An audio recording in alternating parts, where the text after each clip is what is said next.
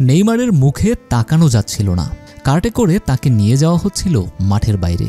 যেই ঘটনার পুনরাবৃত্তি ঘটার ভয় নেইমার থেকে তার ভক্তরাও এখন সব সময় পান। আজকের ম্যাচে ঠিক সেটাই ঘটেছে। চোট। নেইমার চোট পেয়েছেন। কথাটি শুনে যে কেউ বলবেন আবারও। সান্তোসে আজ বিশেষ এক ম্যাচে মাঠে নেমেছিলেন নেইমার। ক্লাবটির মাঠে নিজেদের ১০০তম ম্যাচ রাঙাতে শুরুর একাদশেই ছিলেন এই ব্রাজিলিয়ান ফরোয়ার্ড। এই দিনটিকে রাঙিয়ে তোলার আগেই পুরনো চোট ঝেঁকে বসল নেইমারকে। অশ্রুসিক্ত চোখেই ছাড়তে হলো মাঠ। নেইমারের এই বিশেষ ম্যাচ নিয়ে উত্তেজনা কম ছিল না ভক্ত সমর্থকদেরও। গ্যালারিতে তারা ভিড় করে এই ব্রাজিলিয়ানের ম্যাজিক দেখার জন্য। তবে আতলেতিকো মিনেইরোর বিপক্ষে নামার আগে দেখা যায় ২ উরুতে ট্যাপ পেঁচিয়েছিলেন তিনি। ৩৪তম মিনিটে গিয়ে খান বড় ধাক্কা। বা উরুতে হাত রেখে খোঁড়াতে থাকেন তিনি।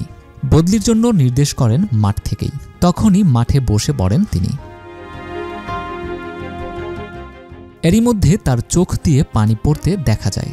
ভক্তরাও নিশ্চুপ হয়ে পড়েন। তাকে সান্ত্বনা দিতে থাকেন গ্যালারি থেকেই, কিন্তু আর উঠতে পারেননি তিনি।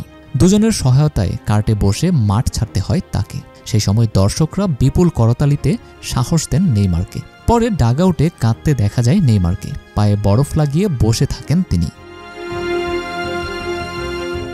নেইমারের এই চোট নিত্যদিনের সঙ্গী। এই কারণে আল হেলাল ছাড়তে হয়েছে তাকে। গত ৫ ফেব্রুয়ারি নিজের শৈশবের ক্লাব সান্তোসের হয়ে মাঠে নামেন তিনি। এরপর টানা ৭ ম্যাচ খেলেন এই ব্রাজিলিয়ান। গত ২ মার্চ করিন্থিয়াসের বিপক্ষে চোটে পড়েন আবার।